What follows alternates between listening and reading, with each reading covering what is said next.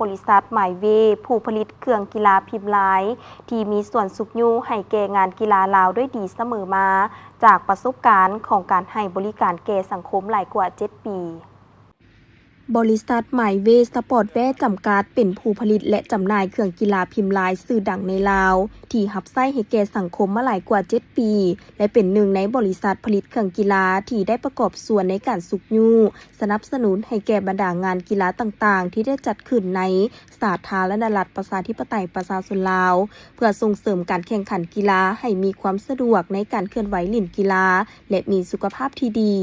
ซึ่งได้ประกอบส่วนสนับสนุนให้แก่บรรดาสหพันธ์กีฬาต่างๆในการฝึกซ้อมและจัดการแข่งขันต่างๆและเพื่อต้อนรับงานมหกรรมกีฬาแห่งชาติที่จะได้มีการจัดขึ้นในม.นี้ทีมข่าวโทรภาพนครหลวงเวียงจันทน์ก็ได้มีโอกาสสัมภาษณ์ท่านพุทธพรศรีวิสัยประธานบริษัทหมายเวสปอร์ตแวร์จำกัดเกี่ยวกับการประกอบส่วนสุขยูบรรดาภาคส่วนต่างๆในระยะที่ผ่านมา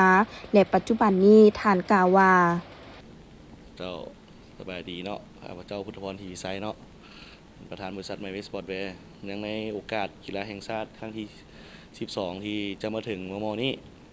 ทางพวกเขาก็มีความยินดีเพื่อเสริมสร้างบรรยากาศให้มันฟดฟื้น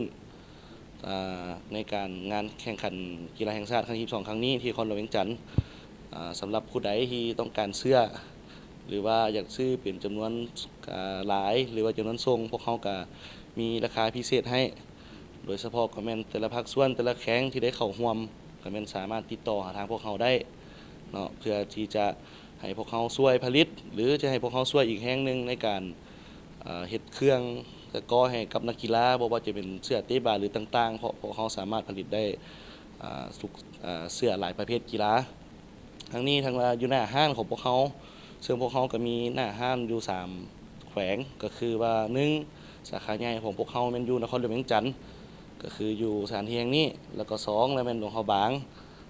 อันที่3แล้วแม่นตัวที่พวกเขาหาก็เปิดสาขาใหม่ๆหมาดๆในวันที่10เดือน10ที่ผ่านมานั้นเนาะก็คือว่าพวกเขาสิมีโปรโมชั่นหน้าห้างเฉพาะเนาะแล้วก็สำหรับเครื่องตัวเดียวเครื่องย่อยส่วนราคาส่งพวกเขาจะมีราคาส่งต่างหากจะเป็นเพื่อเฮ็ดให้บรรยากาศฟดฟื้นแล้วก็เพื่อการเชิญชวนให้บรรดาประชาชนลาวเฮาเว้ารวมแล้วก็ทุกคนนั่นแหละเนาะแม่นให้เพื่อสร้างกิจกรรมให้นำใช้หันมานำใช้เครื่องบ้านเฮาอีกสำคัญก็เป็นผลิตภัณฑ์ของคนลาวเฮาที่2ก็เป็นเพื่อพวกเฮาในนามผู้ผลิตเจ้าของแบรนด์ก็คือก็พยายามสุกยูเพื่อพันขยายให้ทุกคนได้สมใช้ให้มันหลายขึ้นเนาะในช่วงระยะวันที่15พฤศจิกายนเนาะถึง25พฤศจิกายนนี้ตลอดจนจบตั้งแต่มื้อนี้เป็นต้นไปเนาะจนจบเนาะพวกเขาก็สิจัดโปรโมชั่นพิเศษให้กับผู้ใดที่มาสร้างเป็นลูกค้าของพวกเขาเจ้าก่อนอื่นเมื่อก็เว้ารวมแบรนด์ของพวกเขานี่สร้างตั้งขึ้นมาได้ตั้งแต่ปี2018เนาะเว้ารวมแล้วมันก็ก้าวเข้าสู่ปีที่7แล้วก็คือว่าแรงจูงใจทางวิทย์ก็ในช่วงปี2018มันแบรนด์เครื่องกีฬาลาวก็ยังบ่ได้มีหลายโดยเฉพาะมันการเป็นเทคโนโลยีที่พวกเขาใช้ก็คือเทคโนโลยีsublimation คือการระเหยของสีลงผ้าเฮาได้มีโอกาสไปต่างประเทศได้เห็นเนาะว่าอยู่ต่างประเทศมีเทคโนโลยีตัวนี้ที่ว่าบ้านเฮายังบ่พ้นเด่นหรือว่าอาจจะมีในโซกตอนนั้นตัวนี้เฮาก็บ่แน่ใจแต่เบิ่งเห็นแล้วพวกเขาก็ได้นำมาเข้ามาในประเทศเฮาก็เพื่อให้ได้ประชาชนเฮาได้ชมใช้ตัวเครื่องพิมพ์ลายตั้งแต่ปี2018ฮอดปัจจุบันซึ่งโดยรวมแล้วก็แม่นว่าโดยรวมเนี่ยในจิตใจเฮากับผ่านมามันลิ้นกีฬาอยู่แล้วเนาะก็มักเตะบอกเตะบาสนี่กีฬาอยู่แล้วแล้วการที่2ก็แม่นของต่างประเทศก็ราคาก็ค่อนข้างสูงบางเทื่อดีไซน์ก็บ่ได้ตามใจก็เลยว่าตัดสินใจนำเอาตัวนี้เข้ามาเฮ็ดเพื่อให้คนลาวเฮาได้สวมใส่เครื่องกีฬาที่มีคุณภาพและราคาจับต้องได้อันนี้คือจุดประสงค์หลักๆที่ว่าอยากเฮ็ดตัวนี้บวกด้วยความมักเจ้าบ่รวมโดยเฉพาะก็แม่นตั้งแต่เริ่มพวกเฮาก่อตั้งมาเนาะเฮาก็สามารถว่าได้ปากว่าพวกเขาเป็นคนที่ว่านำพาเครื่องกีฬาพิมพ์ลายนี่เป็นแบรนด์ต้นๆและก็แรกๆอันดับแรกๆที่ให้คนรู้จักเครื่องกีฬาพิมพ์ลายโดยเฉพาะอันที่พวกเขานำใช้มาตลอดตั้งแต่เปิดบริษัทจนฮอดปัจจุบันก็คือพวกเขานี่ก็ยังส่งฟรีทุกออเดอร์คือเก่าบ่ว่าจะเงินขึ้นบ่ว่าจะโควิดบ่หยังก็ตามพวกเขาก็ยังถือโปรโมชั่นตัวนี้คือส่งฟรีอันที่2แล้วแม่นว่าเว้าเรื่อง10แถม1ที่พวกเขาเฮ็ดให้ลูกค้าทั้งราคา ราคาถูกบ่แล้วเนาะของพวกเขาเนาะก็สมราคาเนาะบ่ถึงกับว่าถูกแต่ว่าก็สามารถคุณภาพพวกเขาก็เชื่อว่าเทียบได้ของแบรนด์ต่างถิ่นแบรนด์ต่างประเทศที่เข้ามาหรือว่าภาคส่วนอื่นเนาะก็คือว่าพวกเขาก็ยังยึดถือตัวนี้นำลูกค้าอยู่คือเก่าหัวใจหลักๆของพวกเขาก็แม่นเว้าเรื่องคุณภาพมีปัญหาแม่นพวกเขาแก้ลูกค้าเสมอมาเจ้าสัญญาหลักๆก็เป็นตอนนี้เนี่ยมันมี WAG นะคะของพวกเขานี่เนาะแล้วก็มีทีมในแม่ e-sport เนาะภาคส่วน e-sport แล้วก็มีกีฬาลอยน้ำแล้วก็มีกีฬาเพาะกาย